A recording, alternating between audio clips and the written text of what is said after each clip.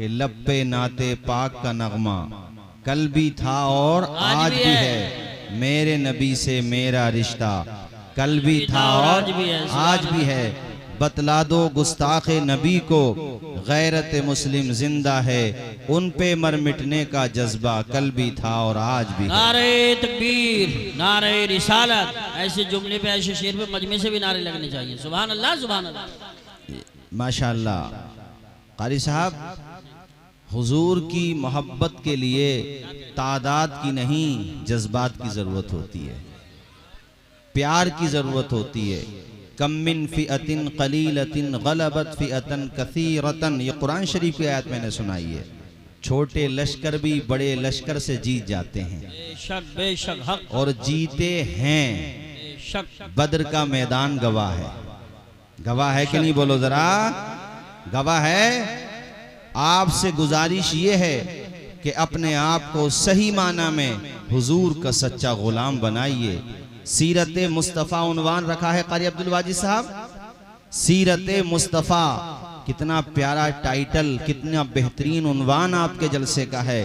ये सीरत तो वो है, अपने पढ़ें तो वो गदगद हो जाएं और गैर पढ़ें तो वो भी मोतरिफ हो जाएं कि इस रुए जमीन पर अगर सबसे बुलंदो बाला, सबसे आला, सबसे बरतर कोई शख्सियत पैदा हुई है तो उस शख्सियत का नाम जनाबे मोहम्मदुर रसूलुल्लाह है। अपने तो अपने बेगाने भी इस बात का एतराफ़ करते हैं और झूमकर वो हमारे इमाम अहले सुन्नत के ये अशार पढ़ते हैं, सबसे आला वो आला हमारा नबी, सबसे बाला वो बाला हमारा नबी, खल्क से औलिया, औलिया से रसूल और रसूलों से आला हमारा नबी। हुजूर की सीरत आप देखिए तो सही, वो जिंदगी का कौन सा शोबा है जहां हमारे हुजूर की सीरत से रहनुमाई न मिलती हो। वो कौन सा पहलू है आपकी किताबे हयात का जहां प्यारे नबी की सीरत से आपको किरणें महसूस न हो रही हो, हुजूर की जिंदगी आपकी रहनुमाई न कर रही हो। मुआशी जिंदगी हो वहां हुजूर आइडियल हैं, समाजी जिंदगी हो वहां हुजूर आइडियल हैं, तालीमी जिंदगी हो वहां हुजूर आइडियल हैं।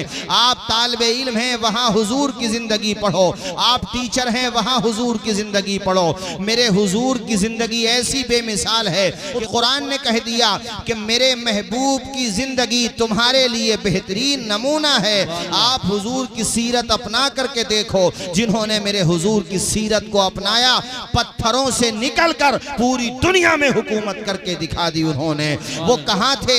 मक्का शरीफ में रहने वाले मदीना पहुंचे और मदीना से पूरी दुनिया में फैलते चले गए। उनके साथ कोई मादी ताकत न थी बल्कि हुजूर की सीरत की ताकत थी, हुजूर की मोहब्बत की ताकत थी, हुजूर के किरदार की ताकत थी। ये कम बड़ी बात समझते हैं आप कि अपने वक्त का एक नुमाइंदा किसी मुल्क का मदीना मुनव्वरा में आके कहता है, ऐ मुसलमानों मैं तुम्हारे प्रेसिडेंट से मिलना चाहता हूँ, मैं तुम्हारे बादशाह से मिलना चाहता हूँ, मैं तुम्हारे अमीरुल मोमिनीन से मिलना चाहता हूँ। उसका वजीर आजम हाउस मुझे बताओ, उसके मकान का मुझे पता बताओ। उसके जहन में जो खाका था, उसकी गुफ्तगू से जाहिर हो रहा था, वो ये समझ रहा था जिस तरीके से हमारे ममालिक में बादशाहों के अजीम शान महलात होते हैं, बेहतरीन मकानात होते हैं, गार्ड लगे हुए होते हैं, फौजी दस्ते होते हैं, मुसलमानों के अमीरुल मोमिनीन हजरत उमर का भी यही मामला होगा।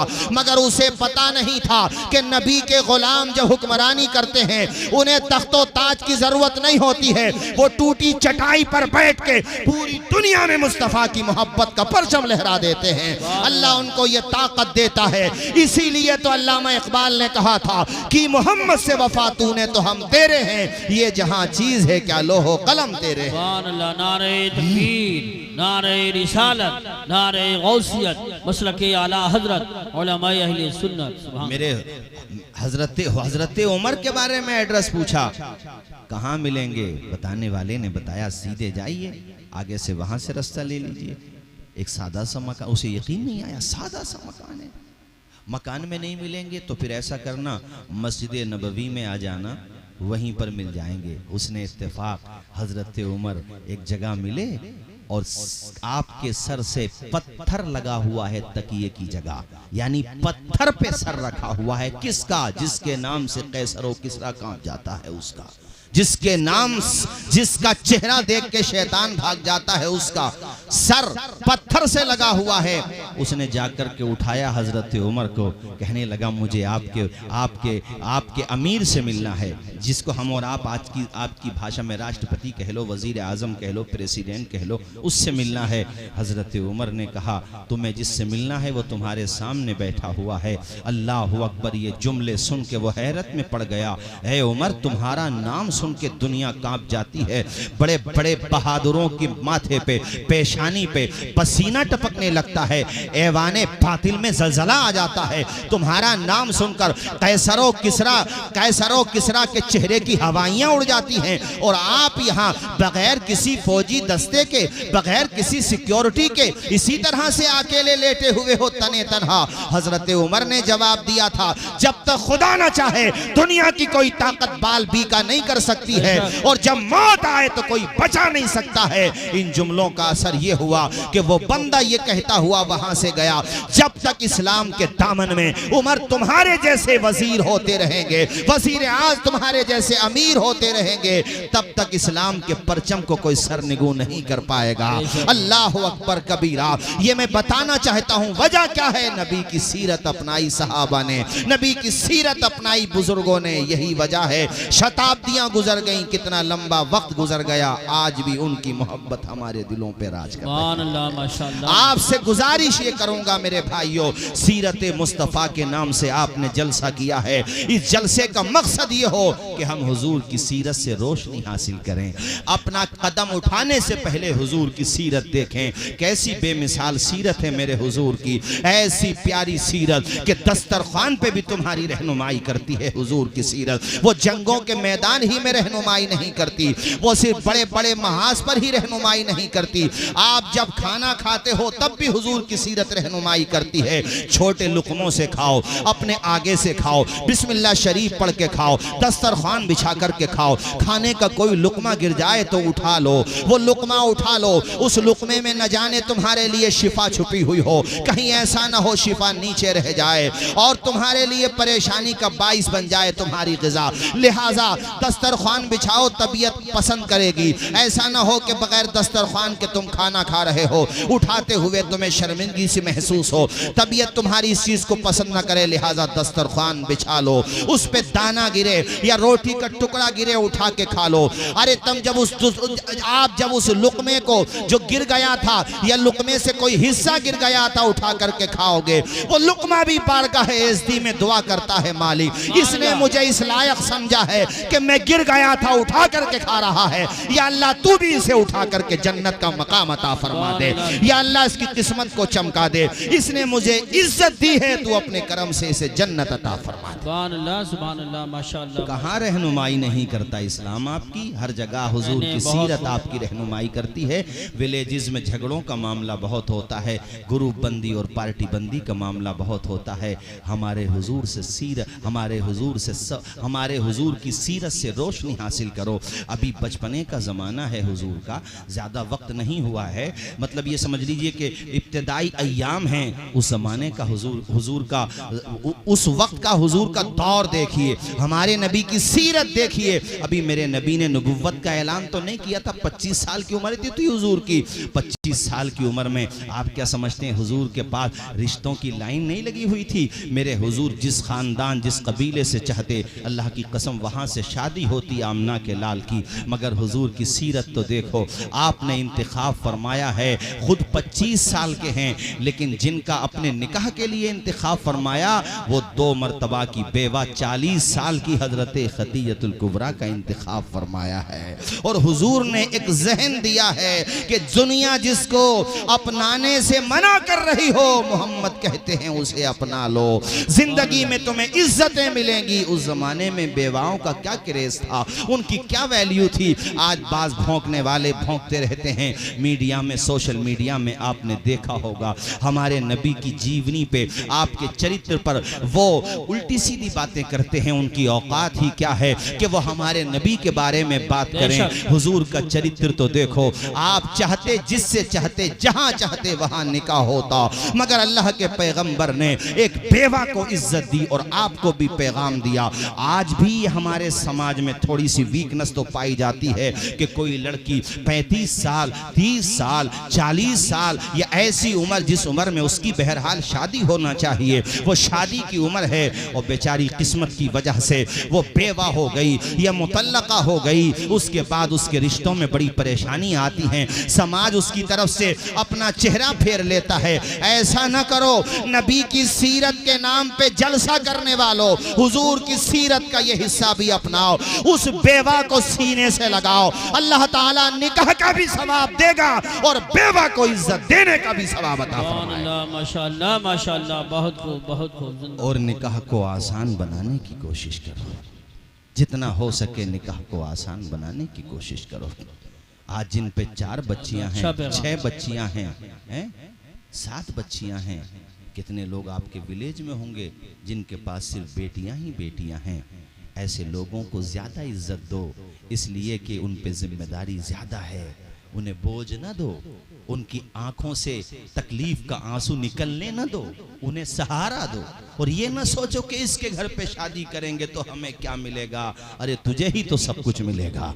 तूने उसे इज्जत दे के उसकी बेटी को अपने बेटे की बहू, अपने बेटे की बीवी बनाया, अपनी बहू बनाया है। तूने उसे इज्जत दी है। यकीन मान, खुदा अता करने पे आता है ना तो बिजली को कड़क, शम्मा को लो देता है। वो तो पत्थर में भी कीड़ों को ग़िज़ा देता है। और देने पे जो आती है करीमी उसकी, एक मांगो तो सो देता है। सुभान अल्लाह माशाअल्लाह। आप खुदा की बारगाह में मांग के तो देखो, ऐसा काम तो करके देखो जिससे मेरा रब राजी हो, जिससे मेरे रब की रजामंदी आपकी तरफ मुतवज्जे हो, उसकी रजा आपको अपनी, उसकी रजा आपको मिल जाए तो आपकी दुनिया भी कामयाब हो जाए और आपकी आखिरत भी कामयाब हो जाए। निकाह के हवाले से कारी साहब मैंने इसलिए कहा कि जैसे जैसे महंगाई बढ़ रही है वैसे वैसे हम लोगों के दिमाग खराब होते चले जा रहे हैं।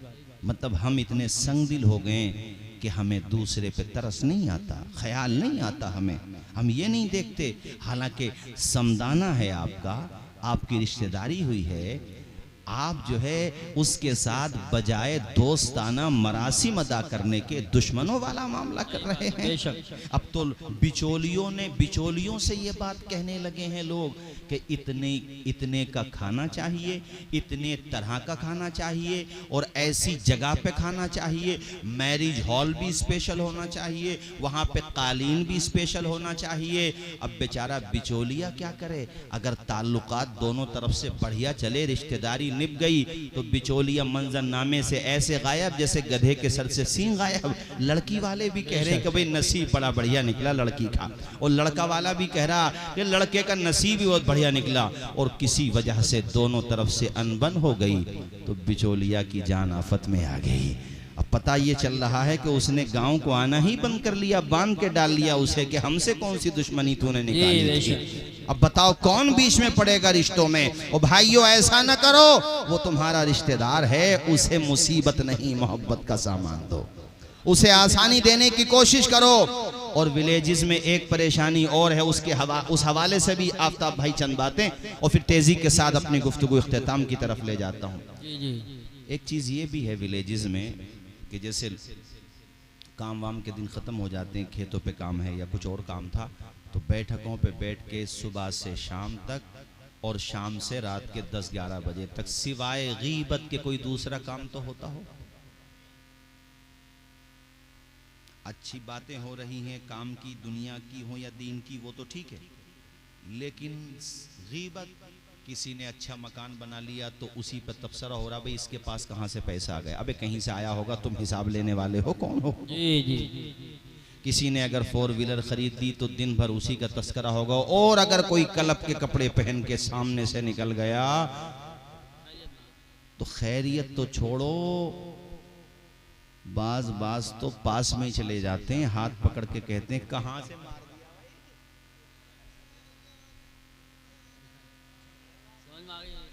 उनके भी समझ में आ गई।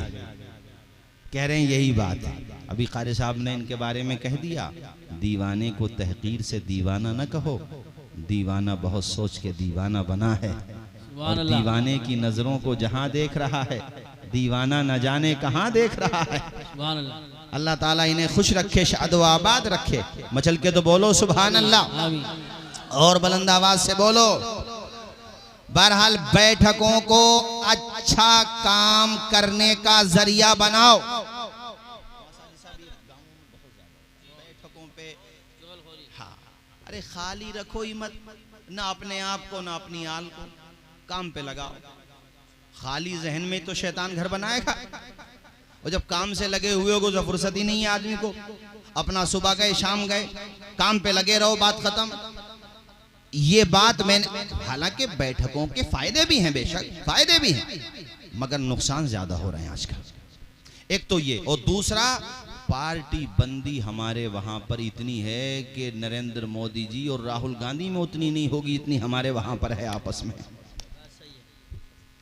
वो तो एक स्टेज भी शेयर कर सकते हैं और एक साथ चेयर पे बैठ भी सकते हैं, एक प्रोग्राम भी अटेंड कर सकते हैं साथ में, मगर हमारे यहाँ प्रोग्राम अटेंड करने की बात कर रहे हो, अगर सामने से भी गुजर गया तो एक दूसरे को, अरे भाई मुसलमान है, ठीक है आपका मिजाज नहीं मिलता, लेकिन सामने से गुजरा है तो कम से कम अखलाकन तो उसे सलाम करो यार। जी बेशक, सलाम कर रहा है, सलाम का जवाब भी उसे दो। और दूसरी बात, उसके घर पे अगर नबी का जलसा हो रहा है और वो तुम्हें बुला रहा है तो जाने की भी कोशिश करो आप। इतनी कशीदगी ये ठीक नहीं है। जिंदगी का क्या पता कब खत्म हो जाए। अभी मैं जिक्र कर रहा था कारी साहब से कि हमारे शहर संभल के जो शाही ईदगाह के इमाम थे हजरत कारी सुलेमान अशरफ साहब, 2 दिन पहले हमारी उनसे बातचीत हुई है, 2 दिन पहले, और अचानक फेसबुक पे खबर आई इंतकाल हो गया। अभी ये गुल मोहम्मद साहब नाम बता रहे थे, आज जो दफीना हुआ है गुलाब जान साहब है ना।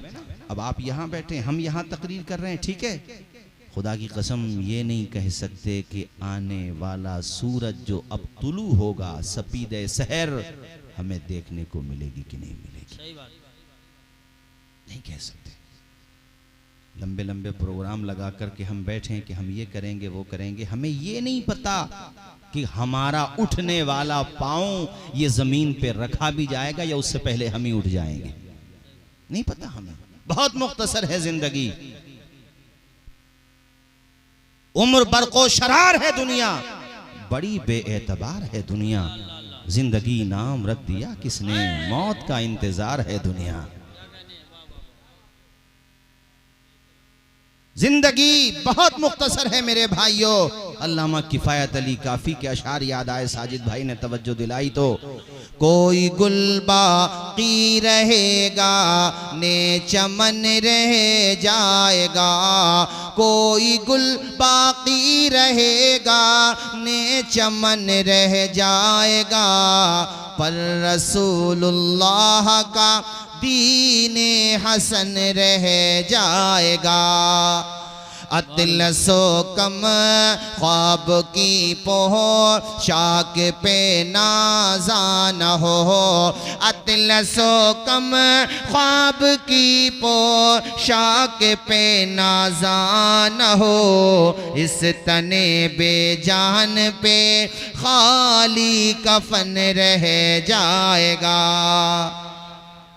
हम सफीरो बाग में हैं कोई दम के चह चहे, हम सफीरो बाग में हैं कोई दम के चह चहे, बुलबुलें उड़ जाएंगी सूना चमन रह जाएगा।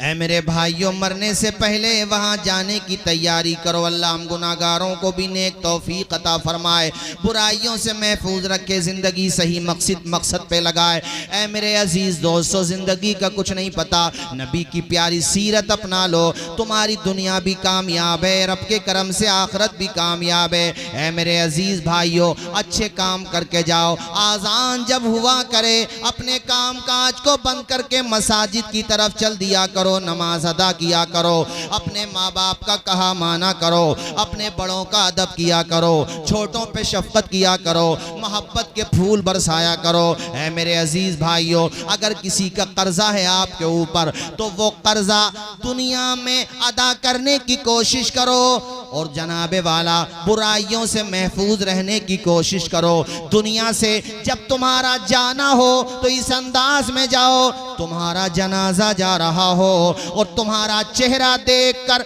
लगे ऐसे कि जैसे ये आराम कर रहे हैं, सो रहे हैं। हर देखने वाला यही कहे, लहद में इश्क रुखे शह का दाग लेके चले, अंधेरी रात सुनी थी चराग लेके चले। अल्लाह माशाअल्लाह। मेरे भाइयों, जिंदगी बड़ी मुख्तसर है और तकरीर का वक्त भी बड़ा मुख्तसर है। मौलाना आफ्ताब साहब क़िबला इंशाअल्लाह नहीं, फिर कभी अभी हमारे साजिद भाई के भी अशार होने हैं। ज़्यादा ये कह रहे हैं तो मैं 2 मिसरे सुना देता हूँ, कोई बात नहीं है। ज़रा ज़ोर से बोलिए सुभान अल्लाह और ज़ोर से बोलिए बुलंद आवाज़ से सुभान अल्लाह।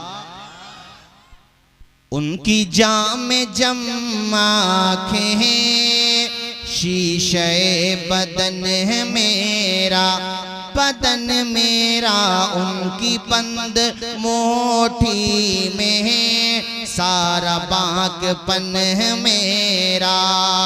आशिक़े नबी हूँ मैं, वारिसे अली हूँ मैं, अरे वारिसे अली हूँ मैं लहो न पाएगा, बोलो मैं लहो न पाएगा, हश्र तक कफन है मेरा, कफन मेरा मैं लहो न पाएगा, हश्र तक कफन है मेरा। अर्श से परे जाके मुस्तफ़ा ने बतलाया, अरे मुस्तफ़ा ने बतलाया, ये ज़मीं भी मेरी है, ये ज़मीं भी मेरी है और है गगन मेरा, गगन मेरा। अर्ज़ गंग भी मेरी है, खीते चमन मेरा, खीते चमन मेरा, मैं गुलाम ख्वाजा, बोलो जोर से, मैं गुलाम, पढ़िए मेरे साथ सारे लोग, मैं गुलाम ख्वाजा, जोर से पढ़िए, मैं गुलाम ख्वाजा हूँ, हिंद है वतन मेरा, वतन मेरा, मैं गुलाम ख्वाजा हूँ, हिंद है वतन मेरा। नाते मुस्तफ़ा लिखना, नाते मुस्तफ़ा पढ़ना, नाते मुस्तफ़ा पढ़ना, मुझको बख्शवाएगा, बोलो मुझको बख्शवाएगा, हाँ यही चलन है मेरा, चलन मेरा, मुझको बख्शवाएगा। नारे रिसालत, नारे गौसियत, मसलके आला हजरत हजरत अल्लामा तौसीफ रज़ा साहिब क़िबला, सुभान अल्लाह। और आखिर में चूँकि हमारे कारी अब्दुल वाजिद साहब ने ख़ास तौर पे जो बातें जिस तरफ उन्होंने तवज्जो दिलाई, मुख्तसर सबका जिक्र हो गया। एक बात रह गई है 5-7 मिनट में, वो ये था कि हज़रत थोड़ा सा माँ बाप के हवाले से भी लोगों को जागरूक करें कि लोग अपने माँ बाप की सेवा करें, उन्हें बोझ न समझें, उन्हें जलील न समझें। और साहिबो, जब माँ बाप नहीं रहते तो इंसान को एहसास होता है यार मकान तो है, मकान की छत न रही, चमन तो है, चमन की खुशबू न रही, जिंदगी तो है, जिंदगी की बहार न रही। माँ बाप वो अजीम हस्ती होते हैं कि उनके होने से वक्त होते हैं, बाप घर के दरख्त होते हैं। यहाँ कारी साहब तशरीफ फरमाए अल्हम्दुलिल्लाह।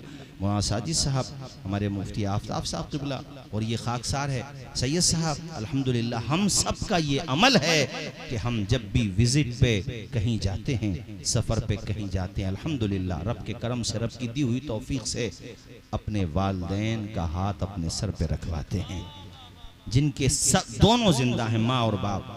चूँकि हमारी सिर्फ वालदा बक़ैद हयात हैं, वालिद का इंतकाल हो चुका है, तो अल्हम्दुलिल्लाह हम अपनी वालदा का हाथ सर पे रखवाते हैं, फिर घर से निकलते हैं। तुम्हें भी मशवरा देता हूँ, जब भी कहीं सफ़र पे जाओ, माँ का हाथ सर पे रखवाओ।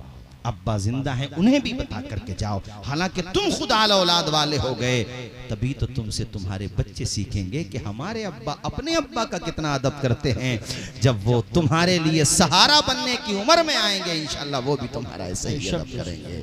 घर से जब निकलो तो फिर ये कहते हुए, हमारे कुछ गुनाहों की सजा भी साथ चलती है, अब हम तन्हा नहीं चलते, दवा भी साथ चलती है।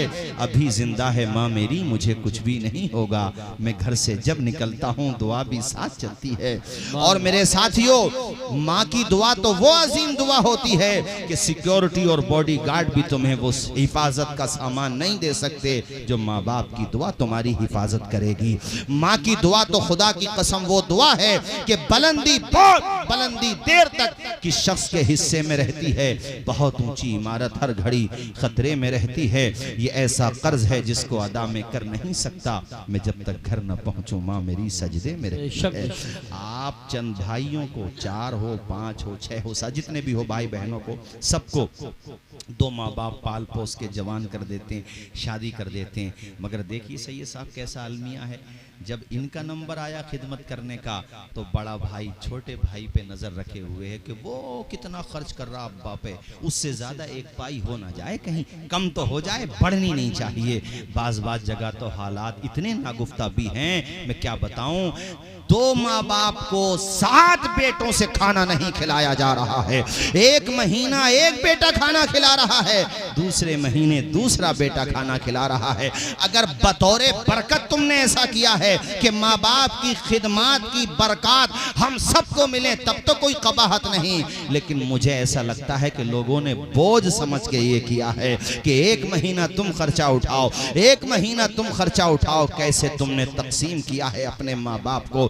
बाज जगह इससे भी बुरे हालात हैं कि अब्बा को 1 बेटा खिला रहा है, अम्मा को दूसरा बेटा खिला रहा है। कैसा जुल्म किया है तुमने अपने माँ बाप पर, जिनका सब कुछ है, जिनका ये पूरा बाग है, जिन्होंने इस चमन को आबाद करने के लिए अपने जिस्म का एक हिस्सा लगाने की कोशिश की है, अपना खून पसीना बना करके बहा दिया है, और अपनी हड्डियों का गोश्त भी उन्होंने मेहनत करके भाइयों आपके हवाले कर दिया है। गोया के आज तुमने उनके साथ ऐसा बर्ताव किया, एक रोटी को तरसा के रख दिया, चश्मा टूटा हुआ है पूछते तुम नहीं, तबीयत खराब है उनके हालात का जायजा तुम नहीं लेते।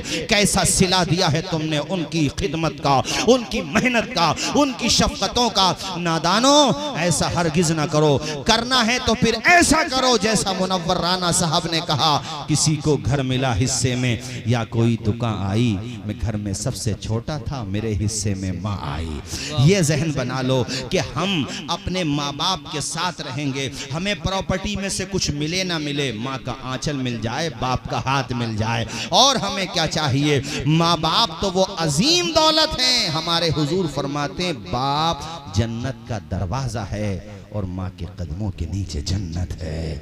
तो जिसके कदमों के नीचे जन्नत है और वो दोनों जन्नत की ज़मानत हैं, उन्हें नाराज़ करके अपनी आखिरत तबाह बर्बाद न करो, उनकी खिदमत करके जन्नत में जाने का इंतज़ाम करो। मालिक हम सबको हुस्न अमल की तौफीक अता फरमाए।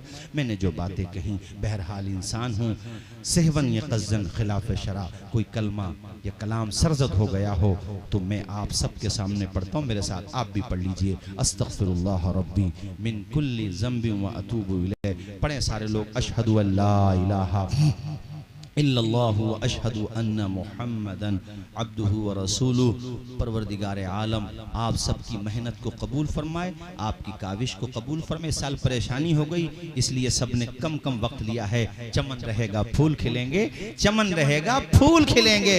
जिंदगी रही तो इंशाअल्लाह जल्दी मिलेंगे।